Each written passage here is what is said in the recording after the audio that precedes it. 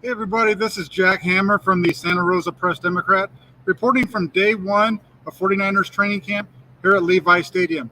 It was a good first practice for the 49ers. They were in helmets only today.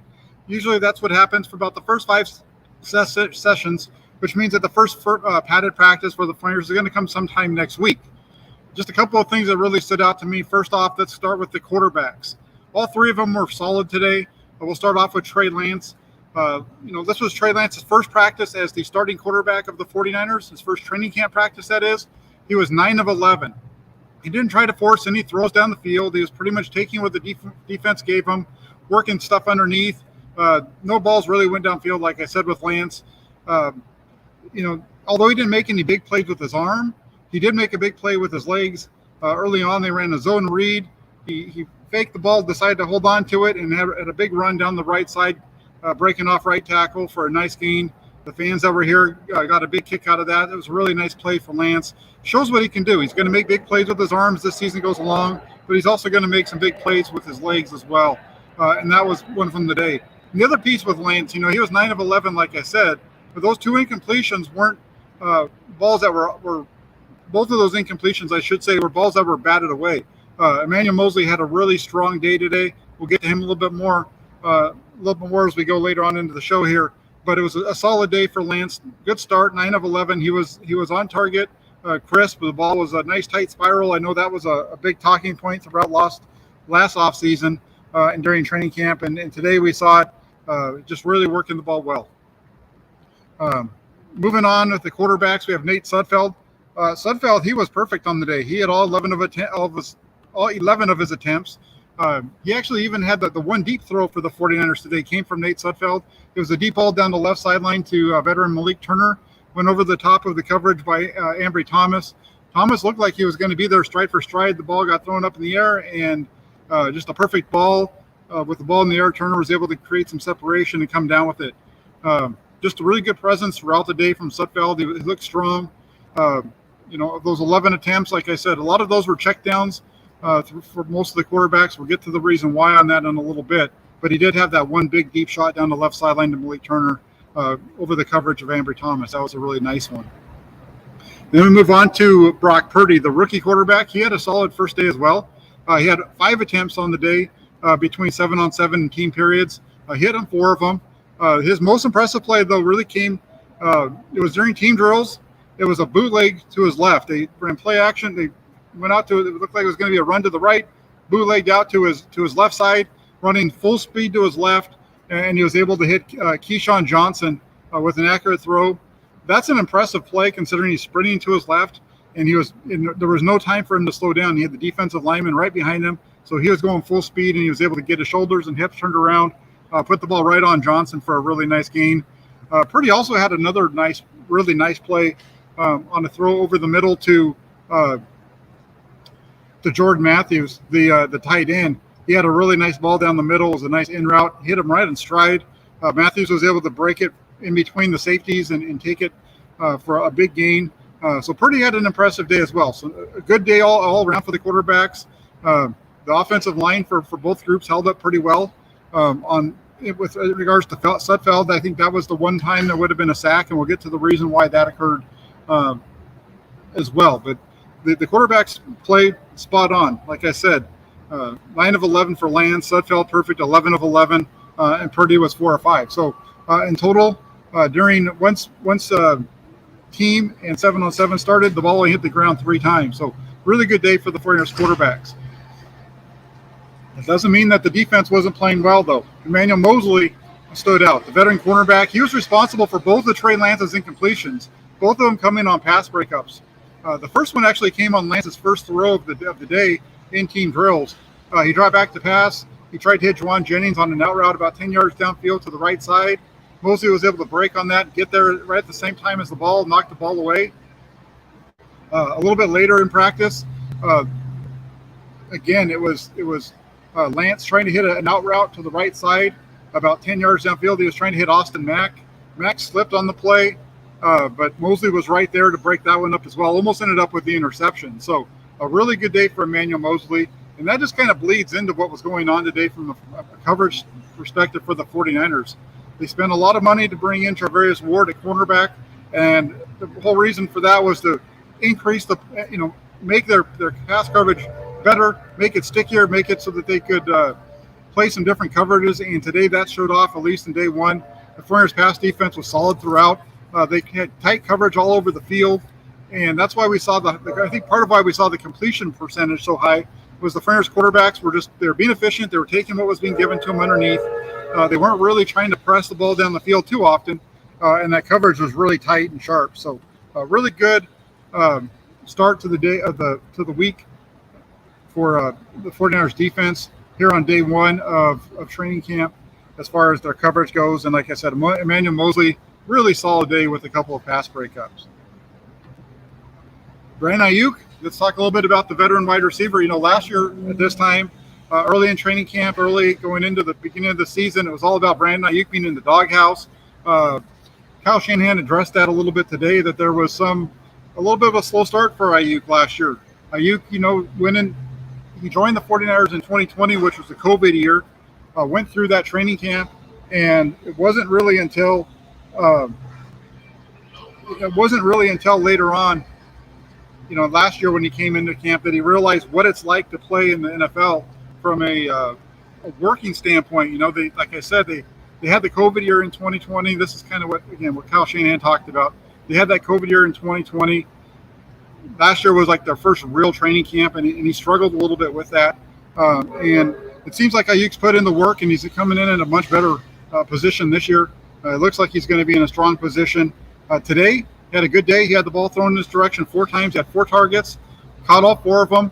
Only one of those, though, was from Trey Lance. There was a lot of talk. There's been a lot of talk all offseason about the time that he has spent with Trey Lance. But only one of Aiyuk's targets came from Lance today, and that was a short hitch on the right side that he was able to haul in. But all in all, a good day for Aiyuk. A good start, 4 catches, 4 targets, and we'll see how that progresses through training camp.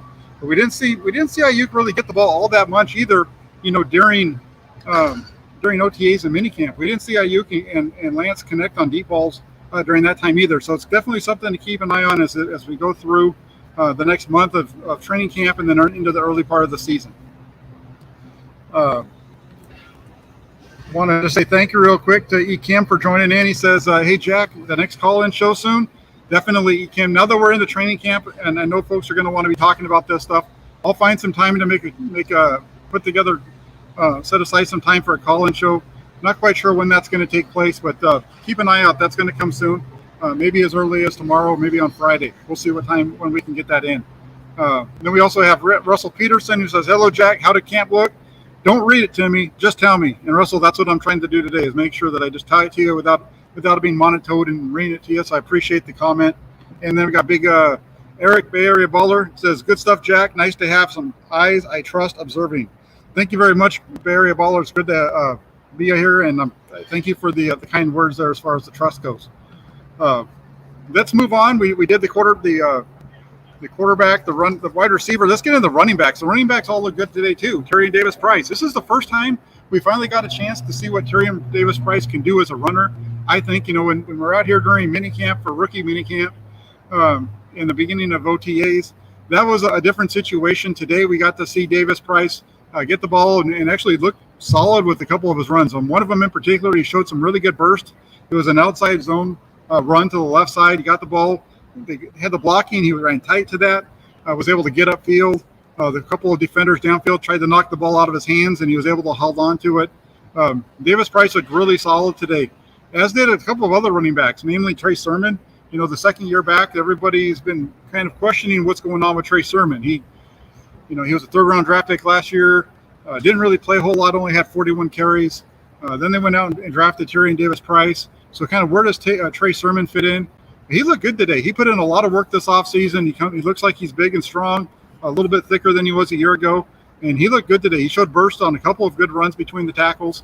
And then also he had a really nice pass reception from Nate Sudfeld as well. So Trey Sermon was looking good. And then last but not least, Elijah Mitchell, the big 3 right there, right? Tyrion Davis-Price, Trey Sermon, and then Elijah Mitchell. Mitchell last year at this point in time, he was working with the 3s. He worked with the 3s throughout training camp and really didn't get a chance to play with the starters until week 1. But today he was out there working with the starters. It was the first time we've seen him this offseason. We didn't get to see him during OTAs or minicamp as he was recovering from the offseason knee surgery. But he was out here today. He looked like he definitely added some bulk. That was something that had been talked about throughout this offseason. Looks like he bulked up a little bit. But the one thing with Mitchell is it doesn't look like that added weight slowing him down at all. He had several nice runs, and he also had a really nice reception from Trey Lance. It was during 7-on-7. Lance dropped back. He was scanning the field. He didn't see anything he liked, and he turned and he found Mitchell running in the flat on the right side, just a little swing route. Got the ball to him with nobody around him within probably 5 to 10 yards, and he was able to burst up the sideline for a really nice gain. So Trey, all these guys look good today. Davis Price, Sermon, Mitchell, and Sermon and Mitchell both also actually, like I said, making plays in the passing game as well. So that's always good to see with the running backs in the 49ers. Next up, we're going to get over to the offensive line a little bit. The offensive line was interesting today, but before I get into the whole thing, I want to talk a little bit about Jason Poe. There's been a lot of talk around the undrafted rookie free agent, and he was playing with the second team offensive line today. A lot of mixing and matching going on within that offensive line group. But Jason Poe, he got beat really bad today on one rep by Hassan Ridgeway. The veteran beat the undrafted rookie free agent right around the edge. Again, at guard, Ridgeway was able to get off the ball first, get around the outside of him. I don't even think that Poe was able to get a hand on him. And if this had been in a game time situation, it would have been a sack. It was Nate Sudfeld on the field at that time. He was the quarterback on the field. He would have just gotten blown up by Ridgeway if that was during a preseason game. So definitely some things for Poe to work out there, but it's good to see him getting the reps with the second team.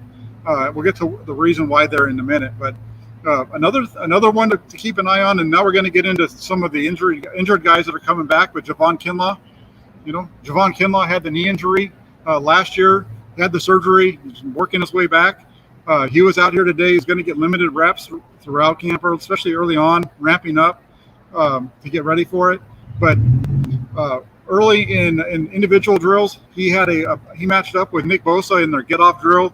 That's where the 49ers, they have a sled that has two bags, two for two men to go at the same time, and it's just they snap it and they see who can hit the sled first. And the first pair to go was Javon Kinlaw and Nick Bosa. They snapped it, and Javon Kinlaw beat Nick Bosa off the ball the first time. They decided that they wanted to have a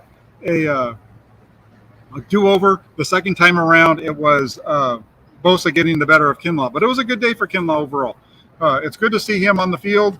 He looks like he's ready to get after it. Doesn't look like he's walking around with a limp or anything like that. So he looks like he's ready to go and ready to start competing. Mike McGlinchey, the veteran right tackle, he was out there at practice today too. That was the first time we've seen him on the practice field since he was injured week 9 of last season against the Cardinals. McGlinchey looks a little bit slighter this year, not quite as big as he was last year. If you remember, during training camp last year, there was talk about him bulking up to get ready for the season. This year, it's kind of been the opposite. Coming off of that quad tendon tear that he dealt with last year, he even has said that he's trying to stay a little bit lighter, make it a little bit easier for him on his joints and everything. It was good to see him on the field, and he was able to take part in a good deal of practice today. Didn't really participate much during team drills, but for him to be able to go through as much of the practice he did coming off of that injury today was definitely a plus for the 49ers.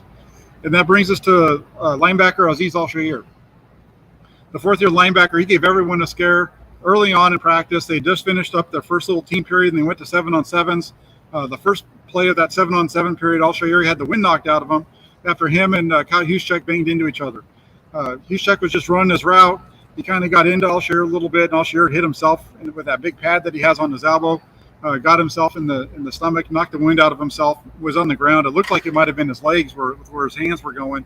But luckily, it was just the wind got knocked out of him, and he was able to rejoin practice after just a few plays. And so that was good. Al-Shaair, part of a really strong linebacker group, looked good today other than that one little mishap. He underwent that surgery on his left elbow and his left knee this offseason. It had originally been reported as a shoulder, but it actually was his left elbow. And today was his first action that we've seen of him as well. Al-Shaair, along with, just like we saw with Kinlaw and McGlinchey, they weren't participating during OTAs and minicamp. So this was our first a glimpse at him. And I think, you look at the way that the quarterbacks played today, all the completions they had, with those completions all coming underneath. So nice game. Good to see that group back. It's really, I think that defense is going to be solid, as good as everybody's talking about.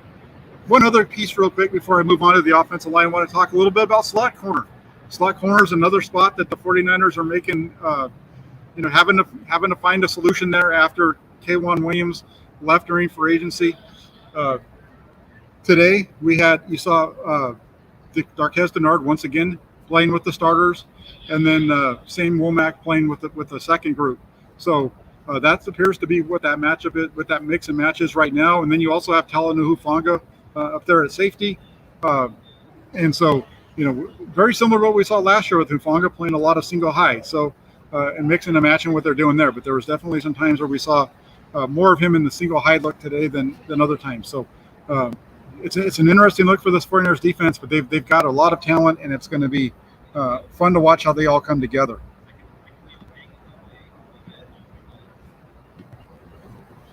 Let's see what we got. We got some interesting comments over here. Let me take care of that real quick. Let's see if we got any questions. We got Moses says reports are that Thomas is getting worked. If you can see what is going on, that he's getting beat, give me a vision of it. Moses, it was really, he got beat once in terms of getting worked. I don't know if I'd say worked, but he definitely.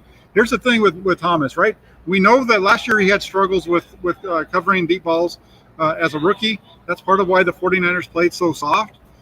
Today, the one time he was matched up in man coverage, or the one time they tried to take a shot at him in man coverage, he got beat over the top on another deep ball. So Thomas is a decent corner, but he struggles with those deep balls.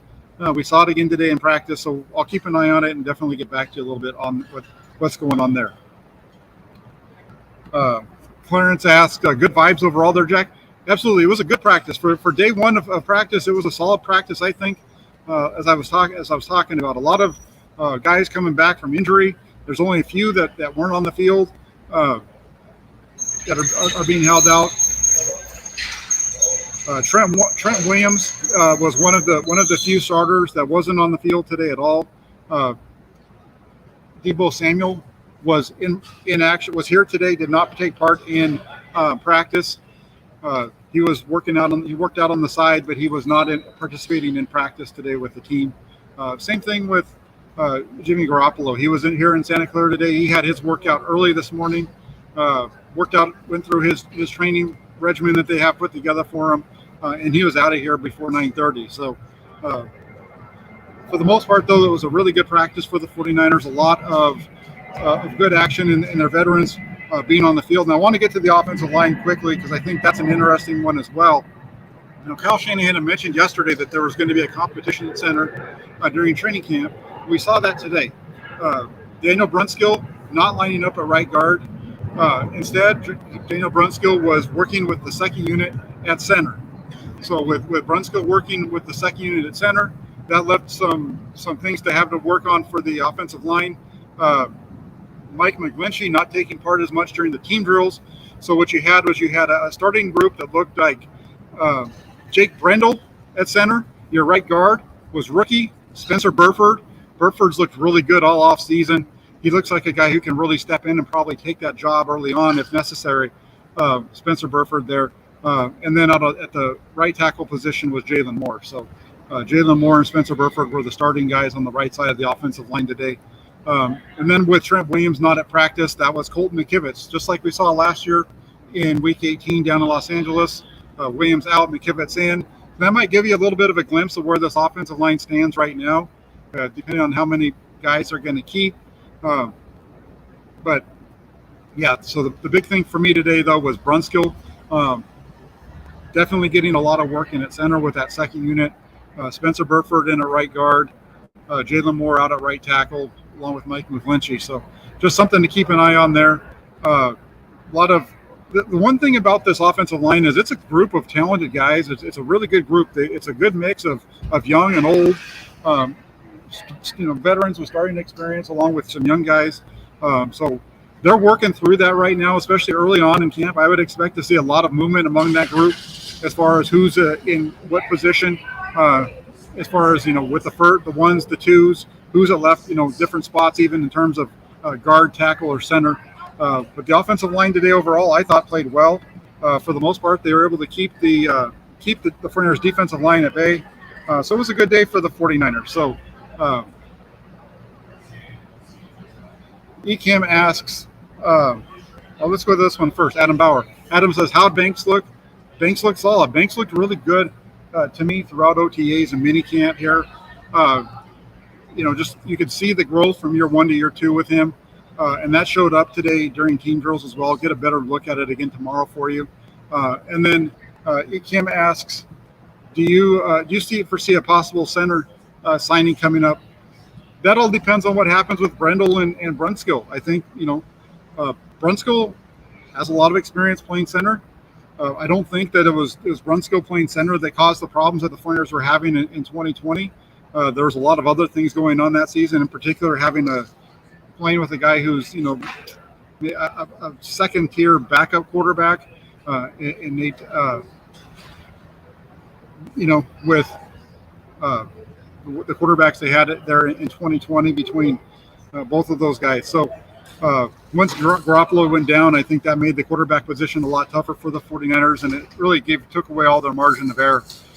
So I think that Brunskill is a guy who can fill in there. Brendel obviously played well though today as well. So we'll keep an eye on it. We'll see how it goes throughout training camp. It's definitely going to be something. They mentioned it yesterday that they do have a list of veterans that are out there that they can go after and get if need be. So keep an eye on the 49ers there in center, possibly making a move as training camp goes along if Brendel and Brunskill don't hold up their own. So if there's no other questions for today, that's the report. It was a good day overall here at Santa Clara. A good start. Like I said, the quarterbacks had 3 passes all day that touched the ground. The running backs looked strong. That group, they're going to really be carrying the load, I think, a lot early on for the 49ers as Trey Lance gets his feet underneath them. But a good day overall. So I just want to say thanks to everybody in the comment section that joined. Thanks to everybody that's watching here online. I will be back every day during training camp here at Levi Stadium with a full report of what took place that day. If you can do me a favor and hit that like button, hit the little bell notification so you know when we go live every time, and also subscribe. That'd be great. Would really be appreciated. Thank you all so much. Have a great rest of your Wednesday, and I'll be back tomorrow with day 2 of 49ers training camp. Thanks a lot. Have a great day. Talk to you soon.